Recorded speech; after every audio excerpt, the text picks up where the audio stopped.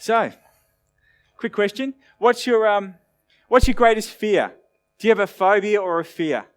Do you know the name of it? Right? Maybe it's arachnophobia. Anybody have that? Fear of spiders. Right? What about this one? A blutophobia, fear of bathing, washing or cleaning. Anybody? Maybe some younger boys might know that one. Arachnobutyrophobia. I had a phobia about actually trying to say that. That's fear of peanut butter sticking to the roof of your mouth. Right? People actually have fear about that. Coulrophobia, fear of clowns. Anybody got that? Never go to a circus, right? Or what about glossophobia? It's fear of what I'm actually doing now, fear of public speaking. Anybody have that one?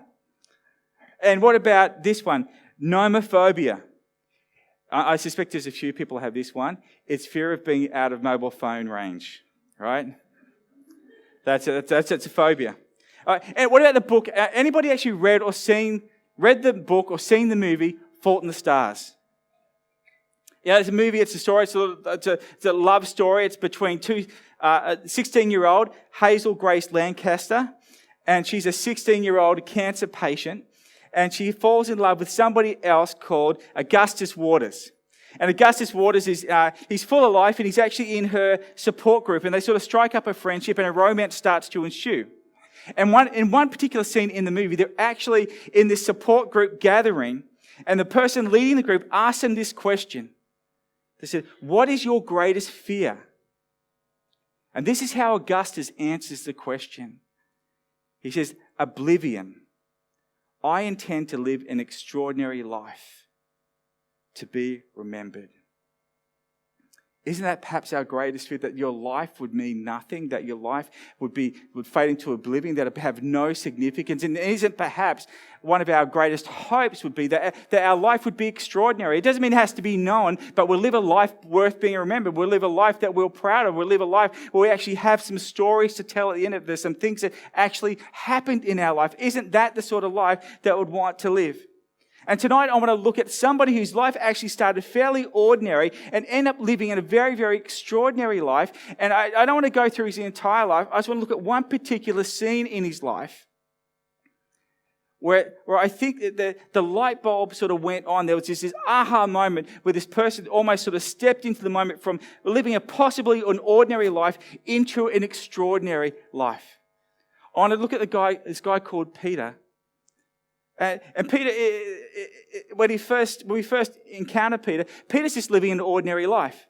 Peter is a fisherman by trade. His father was a fisherman, probably his grandfather was a fisherman. In his day and age, you would basically, whatever your family was, that's what you'd do.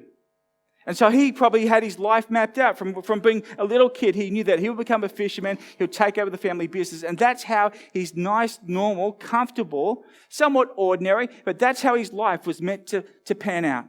And one day he's by the Lake of Galilee, he's doing his fishing as he was expected to do, when along comes Jesus, and Jesus says, "Follow me." And something clicks in Peter, and he puts everything aside. And he follows Jesus. And he lives this extraordinary life. There's literature about Peter. The schools and churches and probably hospitals and all sorts of different public buildings being named after Peter.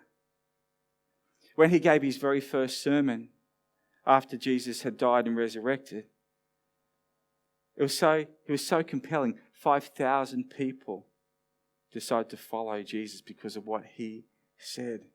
He was one of the leaders of the early church. His life was full of extraordinary things. There'll be times when he's in prison and people would pray for him and he would miraculously get out of prison. There are other stories where he'd be walking along and he'd cast his shadow and people who were sick that came under his shadow would be healed. These stories are recorded in Acts. He lives this extraordinary life. And by the way, he walked on water. And that's a story we're looking at tonight. Listen to the scene. It's recorded in John chapter 6. And we have this moment where the disciples are actually making their way across this lake. We're told when evening came, Jesus' disciples, went down to the lake where they got into a boat and set off across the lake for Capernaum. By now it was dark, and Jesus had not yet joined them. A strong wind was blowing, and the waters grew rough when they had rowed about 3 or 4 miles. And so you got the 12 disciples are in the boat. Jesus is not with them. It's been a long night. It's been a rough night. The lake is about 7 miles across. They're about halfway across at this point. Some estimates are by the time this story is being told, it's somewhere between 3 and 6 a.m. It's in the middle of the night. It is dark. There's a storm that is brewing. The waves are sort of lapping the boat. The wind's howling. That's the scene that they find themselves in. And then the strangest thing happens. Here they are, they're exhausted. They're halfway across the lake. They think we've got another 3 miles to go.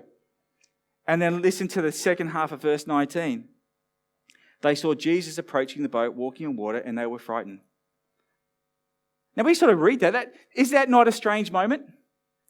That's like a really, really strange story. I mean, here they are, they're rowing, and they're struggling, and they're frightened, and there's just Jesus walking on the water, right, coming toward them. And the thing is, people don't walk on water, do they? And so their response initially was they actually thought it was a ghost. I think it's Mark that tells us when they saw Jesus, they got frightened and they thought it was a ghost. Because why? People don't walk on water. People sink in water. This doesn't actually happen. In fact, scholars don't know what to do with it. Some scholars try to say, oh, well, maybe Jesus was just walking along the side of the lake and they were rowing really close to the shore, right? I don't think that they're all that terrified when they're going, oh my goodness, Jesus is walking on the shoreline, right? I don't think that's actually what's happening here. In fact, in Matthew and Mark, when they retell this same story, they tell us that Jesus was actually, or that this actually occurred in the middle of the lake. So here they are, a lake 7 miles wide. They're halfway across the lake. They're literally in the middle of the lake. The wind's howling. The waves are crashing into the side of the boat. They are exhausted. And then they see Jesus walking on the water, which I think raises the question, does it not, of who is this man? Who is this man that can walk on water? Who is he? Because people don't walk on water. And so Jesus walks up to them and he says this in verse 20. It is I. Don't be afraid. He actually used this little Greek phrase. It's ego eimi. It's translated here. It is I. And it is I. I know you're tired. I know you're exhausted. I know you're disoriented. I know you're a little fearful. He's saying, it's I. I'm here with you. It's going to be okay. Ego eimi. I'm here with you.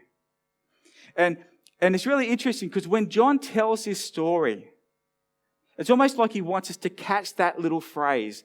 Because if you ever read this story, you can read it in Matthew and Mark and John. When Matthew and Mark tell it, they give us a lot more detail. It's like when John tells this story, either he's in a real rush or he just wants to strip back all the details. There's a whole bunch of details about this story that are told in more fully in other Gospels.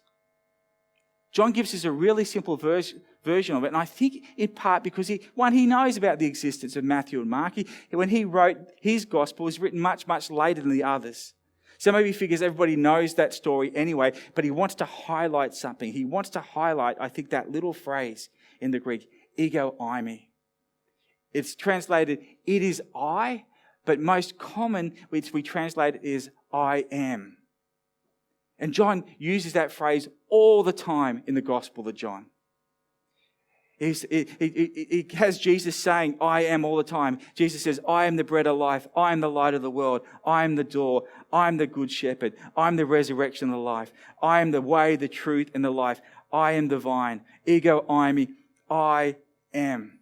And every Jew, they know that phrase, I am. If you're a Jew and you're reading the story and you're reading your Greek manuscript and you get this part and Jesus saying, don't be afraid, I am. Ego eimi. They go, oh my goodness, he used ego eimi. Because that little phrase has such meaning for a Jew. Because what happened when Moses encountered God at the burning bush, He encounters God speaking to him through a burning bush, which is a whole other strange story, and that's perhaps for another night. But as God is speaking to him, he commissions him and he says, I want you to go and rescue my people, set my people free from slavery in Egypt, and you're going to take them and liberate them and take them to the promised land. And he gives Moses this assignment. And Moses naturally says, can I just at least have your name? If you're going to send me on this, people are going to say, like, who sent you? What's your name?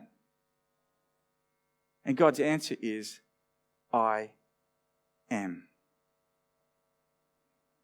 And so when they hear this phrase, it's a bit of a clue. Like, who is this walking on the water? I am. Ego eimi. Who is this man? He is the one. He is God. He is ego eimi. That's who he is. And see, who you understand Jesus is key. And when Peter gets that, he reorients his entire life around that understanding of who Jesus is.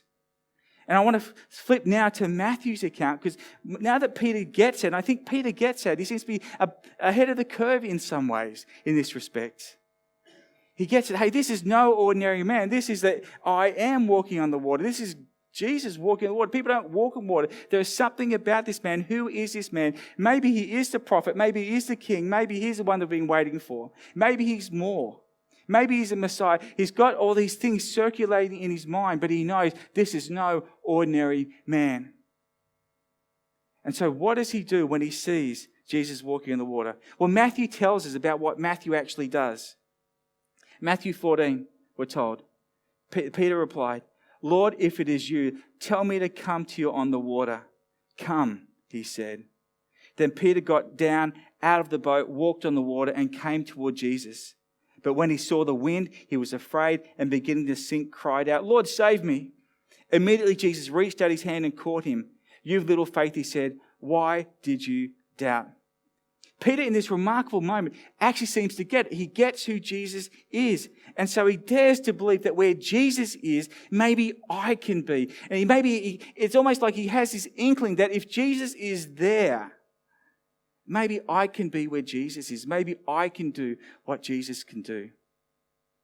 Because when you're a disciple, he was a disciple of Jesus. And if you're a disciple of a teacher in that culture at that time, you knew that rabbi, that teacher, was teaching you how to do what they could do. And so maybe he's thinking, if Jesus is there, maybe I can do what he can do. And so he gets out of the boat. And he does what no one else has done before or since. He walks on water. Can you imagine the scene? It's between 3 and 6 a.m. It's dark. He's got this shadowy figure in the distance. You think it's Jesus. You thought it was a ghost a moment ago, but you're pretty sure it's Jesus. You recognize the voice. You hear the voice that you know. But there's the howl of the winds. There's the splash of the waves. You can see the white caps. It's probably about all you can make out. It'd be hard enough to get out of the boat in the middle of the lake in the middle of the day, would it not? But he figures, hey, it's Jesus. I'm going to give it a go. And I reckon he's probably afraid. But he's got this inkling that Jesus is up to something. And he knows that, hey, if I get out of the boat, maybe I'm going to sink. And maybe I'll fail. And maybe it could be really devastating for me. But if I don't get out of the boat, I'll never walk on water. I'll never be where Jesus is. And so he knows he's got to get out of the boat. And he gets out of the boat. You see, if you don't get out of the boat, you don't walk on water. And there were 11 people on that day that they stayed in the boat because the boat's safe and secure. And we know the sea is rough and the storms around us, but at least we know the safety and security of the boat. We figure we can get out of this situation in our own strength. So we're going to stay in the boat where it is safe and familiar. But Peter knows he wants to get out of the boat.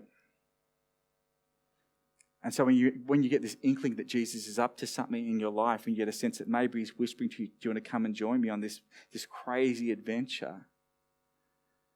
What's your boat?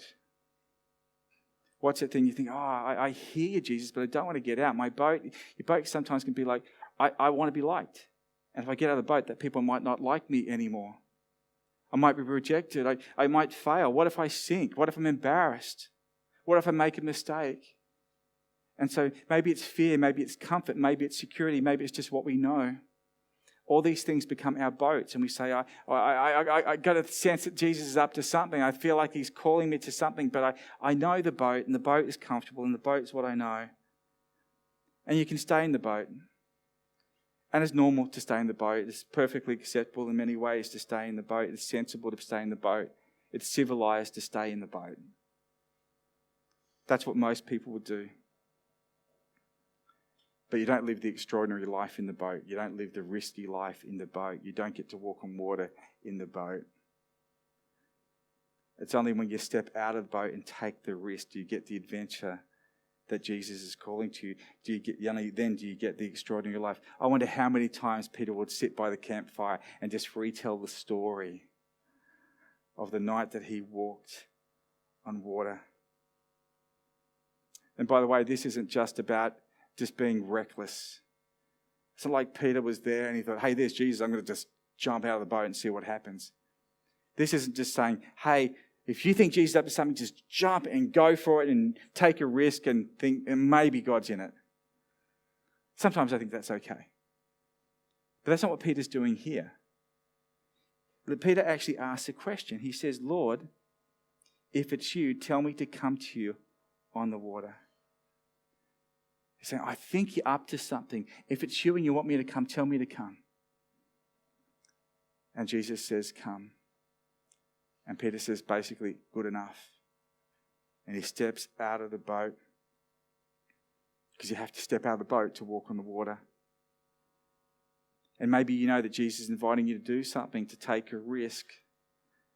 Maybe it's a risk to get to know him, to follow him. Maybe it's a risk to take a step forward in your faith.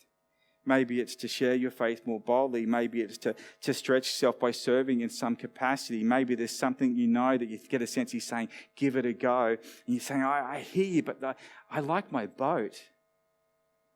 But he's saying, if you stay in the boat, you'll never know what it's like to be out there. You never know what it's like to walk on the water because you can't both walk on water and stay in the boat. It's one or the other. And you're going to have to embrace your fear and your risk to get out of the boat, but you get to walk on water, or you can just stay comfortable and safe and secure and stay with what you know and stay in the boat. But if you want to walk on water, there are times you're going to have to get out of your comfort zone to give it a go. And when you do, I'd love to say, when you get out of that boat, there'll be no fear. There's always fear. There's always like, what if I get it wrong? What if I fail? What if I'm embarrassed? What if I'm rejected? Peter gets out of the boat, and what does Jesus say to him? Again, he says, don't be afraid. Don't be afraid. Because Peter is there, and why is he afraid? Because when you step out, there's always the fear of failure. There's always the fear of rejection. But again, you have to get out of the boat to walk on water. Interesting thing, when Peter gets out of the boat, do you know what happens to the storm? Nothing. It continues on. I'd love to say, hey, when Peter got out of the boat, the skies went blue, the wind died down, the waves stopped crashing out of the boat, it's just nice and glassy. I'd love to say that. I'd love to say when you get out of the boat, all those obstacles, all those barriers, all those fears go away, but they don't. The storms sometimes still remain, but he's walking on water. But Jesus doesn't say when you get out of the boat it's going to be storm-free. He doesn't say that. In fact, that Peter's experience is quite the opposite. When he gets out of the boat, there is still the storm. And it's still dangerous walking out there in the storm. But I tell you what, it's dangerous in the boat as well. We don't always think we think, okay, it's safe in the boat and it's dangerous to walk on water. But I think Peter's a smart man. I think he knows it's probably safer to be on the water with Jesus than on a boat without him. Because boats sink. Ask the captain of the Titanic, right? Boats sink. They're not as safe and secure as we think.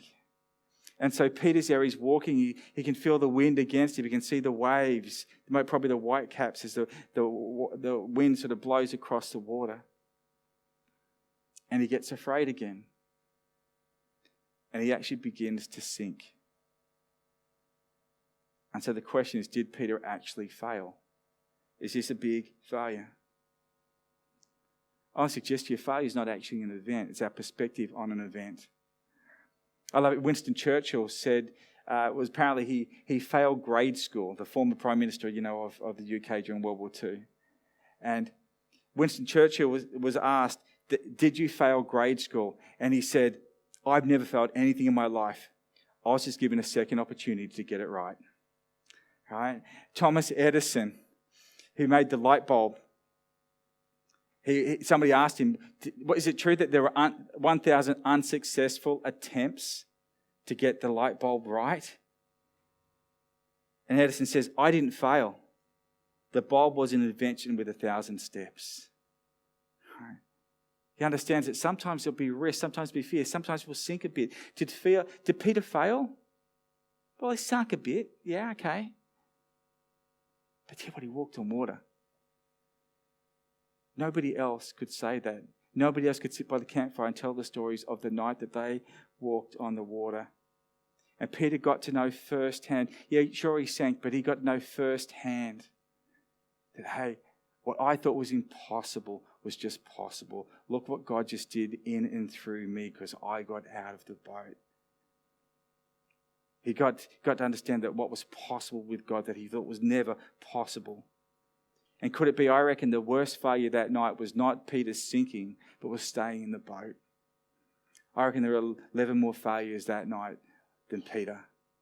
People who never got out of the boat, that never had to live the extraordinary life, that never had the adventure of that moment, never knew what it was like to actually walk with Jesus in the most extraordinary place, in the most extraordinary way.